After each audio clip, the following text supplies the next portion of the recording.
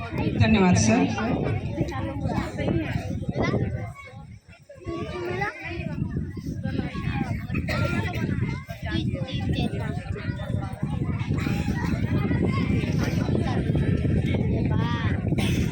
राधे राधे। बहुत अच्छे अच्छे लग रहे हैं सब, सुंदर सुंदर होते हैं बस।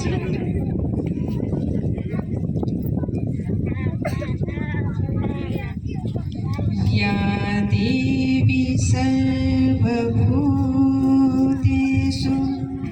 मातृरूपेण संस्थिता नमस्तस्यै नमस्तस्यै नमस्तस्यै नमो नमः। हे मां ज्ञानदायिनी, सत्य का भंडार रखने वाले हो, मुझे सत्य चाहिए, मुझे वाणी चाहिए और आपका साथ चाहिए। बोलिए भारत माता की, भारत माता की, छत्तीसगढ़ में तारी की, छत्तीसगढ़ में तारी की, नारायणपुर वासी की। क्या बात है। जय जय श्री राम, जय जय श्री राम। बहुत सुंदर। चलिए अब आगे बढ़ते हैं। जय। आज आपके मातृ सम्मेलन वार्षिक उत्सव सरस्वती शिशु मंदिर पूर्व माध्यमिक विद्यालय नारायणपुर। वैसे भी नाम भी नारायण है। जब भूमि का ही नाम नारायण है तो वहाँ रहने वालों का नाम तो नारायण होगा ही होगा। तो हमारे जो आज के मंचस्थ विराजमान है, उनकी जानकारी उनका परिचय पा लेते हैं। आपके स्कूल के व्यवस्थापक श्री ईश्वरी यादव जी, अध्यक्ष हैं श्री चरकुराम भगत जी, और प्रधानाचार्य श्री विक्रम यादव जी, श्रीमती मुक्तिलता प्रधान सरपंच आपके नारायणपुर से, जिला पंचायत सदस्य बहन श्रीमती अनीता सिंह जी, महिला मोर्चा मंडल महिला मोर्चा बहन श्रीमती संतोषी बंदे, भाई मंडल महामंत्री संतन राम जी, उप सरपंच नारायणपुर संजय कुमार बंग जी, कोषाध्यक्ष ग्रामीण मंडल कुंडकुरी से गोपाल यादव जी, उप सरपंच बरडी शंकर यादव जी, उप सरपंच राशि पवन नायक जी, श्रीमती मीनू सहदेव मंडल उपाध्यक्ष महिला मोर्चा, और हम श्रीमती कौशल्या विष्णु गोसाई आपके सामने। तो चलिए आज का सफर शुरू करते हैं। और यहाँ आज मातृ सम्मेलन है, तो जितनी भी देवी स्वरूपा शक्ति स्वरूपा माताएं बहनें यहाँ विराजमान है, आप सबका वंदन है, अभिनंदन है, स्वागत है। पिता तुल्य सज्जन वृंद और प्यारे प्यारे सुंदर सुंदर लाडले दुलारे बेटे और बेटियां, आप सबका जीवन उज्जवल हो, सुंदर हो, संस्कारवान हो, सुरक्षित हो। आज मातृ सम्मेलन में आप सब अपने ही बच्चों का दर्शन करने आए और देखिए कितना सुंदर लग रहा है। इतने छोटे छोटे बच्चे हैं कि उन्हें कुछ सिखाने की जरूरत ही नहीं। इसीलिए कहते हैं कि प्रथम पाठशाला माँ और पिता, उसके बाद आते हैं गुरु। और जब माता पिता सही दिशा में लेके जाते हैं और उसके बाद गुरु का आशीर्वाद मिलता है तो बच्चों को कुछ सिखाना नहीं पड़ता। अभी आपने एक नाटक के माध्यम से भी देखा कि बच्चा हर चीज को कितने गौर से देखता है, सुनता है, महसूस करता है और उसको अपने जीवन में उतार लेता है। बच्चा कोमल है, नादान है, मासूम है, लेकिन उसका मन आज के युग में कितनी तेज गति से आगे बढ़ रहा है। वो हर चीज को देखता है। इसलिए जब हम बच्चों के बीच में होते हैं और वहाँ माता पिता होते हैं तो यही बात कहते हैं कि बच्चों को सिखाइए मत कुछ, प्रणाम करने के लिए झुकने के लिए मजबूर मत कीजिए, आप करिए वो सब चीजें। आप झुकिए, आप बड़ों का सम्मान कीजिए, आप घर के अंदर के सारे कर्मों को कीजिए। बच्चा उसको देखता है फिर उसी को सीखता है। अगर आप अपने बड़ों को सुबह उठ के प्रणाम करते हैं तो बच्चा उसका अनुसरण करता है, वो आपको प्रणाम करेगा, आपके सास ससुर को प्रणाम करेगा। इस तरीके से वो एक एक कदम उस ओर बढ़ाता चला जाएगा और आपको अलग से सिखाने की जरूरत ही नहीं पड़ेगी कि बेटा ये आए हैं इनको प्रणाम करो, ये चरण छुओ, कहने की आवश्यकता ही नहीं।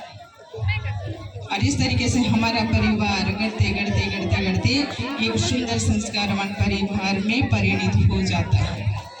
करने तो कोई बात नहीं, बच्चों का समय है और इनका स्कूल है, बच्चे हल्ला करते हैं, बड़े शांत बैठे। कभी कभी जब बड़ों के क्लास में होते हैं, बड़े पर हल्ला करते हैं, तब टोकना पड़ता है, अरे तो बच्चों का ये है, फुल मस्ती करो हमारी ओर से, आज आपका दिवस है। तो इस तरीके से आप स्वयं करिए उसको, क्योंकि माँ के हाथों में ही है रचना, सृजन करना। आप अपने परिवार को सही दिशा में ले भी जा सकते हैं और या तो फिर पतन की ओर। आप अगर अच्छा आचरण करेंगे तो आपका परिवार भी स्वतः करने लग जाता है, जीने लग जाता है। इस तरीके से आज 21वीं सदी नारी का युग है। हर जगह आप देखिएगा, घर से महिलाएं निकल कर हर मंच तक पहुंच रही हैं, चाहे वो राजनीति का मंच हो, समाज का मंच हो, धर्म का मंच हो, ग्रामीण में बैठने का मंच हो, अपना छोटा छोटा स्व सहायता समूह के माध्यम से बैठने का मंच हो, हर जगह महिलाएं अपना परचम लहरा रही हैं, अंतरिक्ष तक पहुंच चुकी है महिला, हर कदम पुरुष के साथ मिलकर चल रही है। पर यहाँ फिर वही बात आ जाती है कि क्या स्त्री वाकई में पुरुष के समकक्ष है, क्या होना चाहिए। मेरे पास बहुत सारे ऐसे सवाल आते हैं, कभी मीडिया घेरना चाहते हैं, कभी लोग सवाल पूछना चाहते हैं, पर मेरा स्वाभिमान ये कहता है कि नहीं, पुरुष पुरुष होता है और स्त्री स्त्री होती है। एक कदम पीछे रहना भी चाहिए, तभी आपका सम्मान है। अगर आप पुरुष की बराबरी करना चाहेंगे तो धीरे धीरे आप सम्मान खोते चले जाएंगे। और यदि आप पुरुष के रूप में, चाहे वो आपका बेटा हो, पति हो, भाई हो, पिता हो, ससुर हो, नाती हो, पोता हो, यदि उसके समकक्ष साथ चल रही हैं तो मेरी नज़र में तो गलत ही लगता है। उसे आप एक कदम आगे बढ़ने दीजिए, उसको पुरुषार्थ के रूप में उसको आगे बढ़ने पर मजबूर कीजिए। अगर वो पीछे होना भी चाहता है उसे आगे धकेलिए, फिर देखिएगा वो आपका सम्मान करने लगेगा। आपने सीता जी को देखा, कभी वो राम के बराबर नहीं चले, उनका कदम राम जी के कदम से टच भी नहीं करता था, जहाँ वो कदम रखते थे उसके थोड़ा सा किनारे सीता जी का कदम पड़ता था। इस तरीके से उन्होंने एक नारी का चरित्र उभार कर सामने लाया। आप सब रामायण देखते होंगे, रामचरितमानस पढ़ते होंगे, पढ़ा कीजिए, क्योंकि समय बहुत कीमती है, कब किस पलड़ा क्या हो जाए कहना बहुत मुश्किल है। और जब लेने वाला आ जाता है कि माता अब तुम्हारा समय हो गया, अब चलना होगा, तब हमारे ध्यान में आता है कि अरे हमने तो ये कर्म करा ही नहीं, हमने तो पढ़ा ही नहीं, हमने तो कुछ सत्संग किया ही नहीं, हमने तो किसी की सुनी ही नहीं, हम यहाँ पे क्या छोड़ के जा रहे हैं। तो पछताने के लिए कोई मौका मत छोड़िए। हमने कहा ना, आप करेंगे तो बच्चा आपका करने लगेगा। और सच कहूँ, आज तो आपको ग्रंथ खोलने की भी आवश्यकता नहीं है, आपके हाथ में मोबाइल है, आप उसमें सर्च करेंगे, रामचरितमानस उभर कर सामने आ जाएगा। गीता का कोई अध्याय को पढ़ना चाहेंगी, उसको टच करिएगा तो वो सामने आ जाएगा। और लिखना नहीं आता है तो व्हाट्सएप में ऐसा व्यवस्था है कि आप बोल कर भी उस पढ़ने को खोल सकती हैं, पढ़ सकती हैं, सुन सकती हैं। और उसके बाद में देखिएगा बच्चा भी वही अनुसरण करेगा। बहुत सुंदर हम लोग को ये शरीर मिला और ये संस्था जहाँ आपके बच्चे पढ़ रहे हैं, हमारे बच्चे भी शिशु मंदिर में ही पढ़ करके आगे बढ़े हैं। आज का वातावरण दूषित है, थोड़ी सी शिकायत तो हमको मिल ही जाती है, लेकिन हम भरसक प्रयास करते हैं कि बच्चों से उसी तरीके से पेश आए जैसे एक सामान्य माता पिता पेश आते हैं।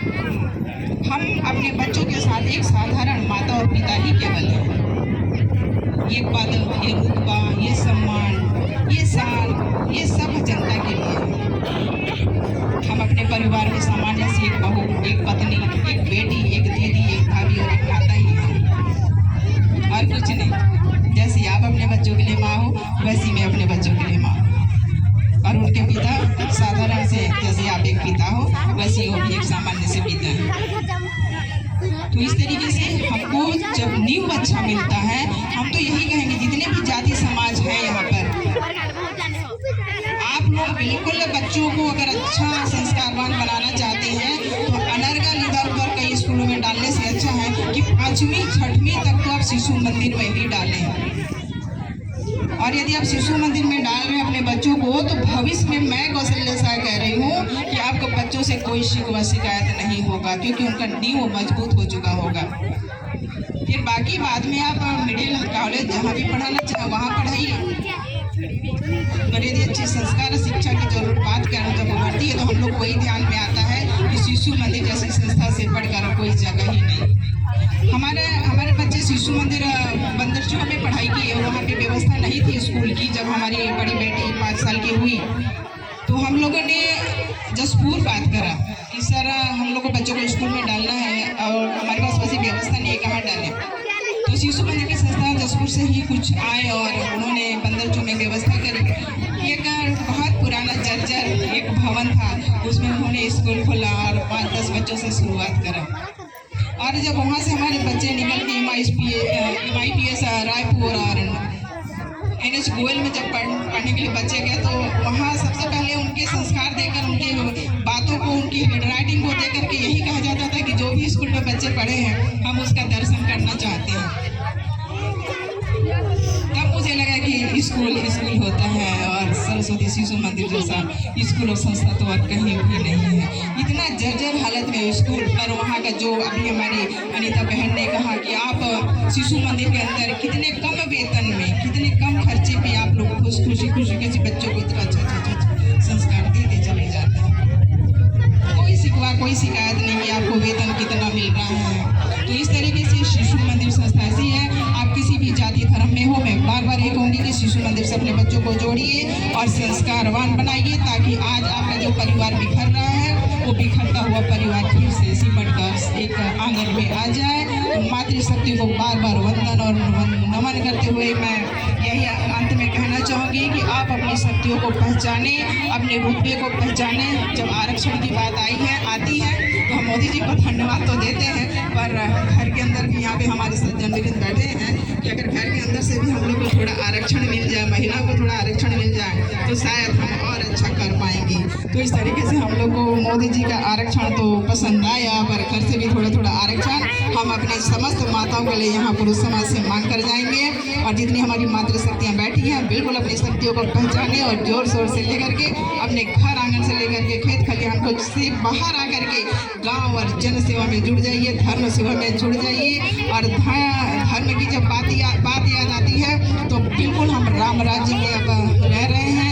राम राज्य बहुत अच्छा युग है ये, अब तो इसीलिए बिल्कुल राम करते हुए सब तरफ भगवामय हो गया है। आज महिलाओं का ड्रेस भी देखिएगा, स्व सहायता समूह के माध्यम से या फिर किसी कार्यक्रम के माध्यम से सबको इस ऑरेंज कलर का, संतरा कलर का, जोगिया कलर का कपड़ा पहन करके आ रही है। तो हमारा देश, हमारा राष्ट्र इस तरीके से मजबूती के साथ एक अपना नाम और धाम के रूप में आगे बढ़ रहा है। मोदी जी को इस मंच से मैं पुनः धन्यवाद देना चाहूँगी क्योंकि मातृशक्ति बैठी है।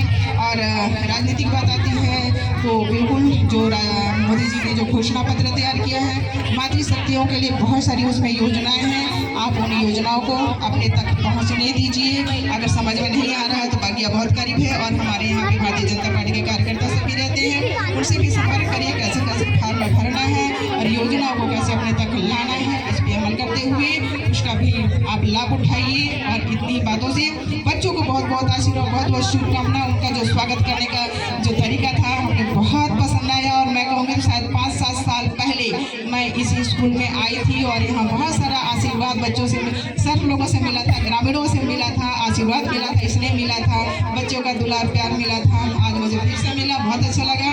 और नारायणपुर में हम यहाँ अक्टूबर-नवंबर में भी कार्यक्रम में आए थे। इस तरीके से नारायणपुर अब हमारा खुरपुरी का ही है। तो आपसे बहुत शुभ आशीर्वाद और आपका साथ हमें ऐसे मिलता रहे, शुभकामना।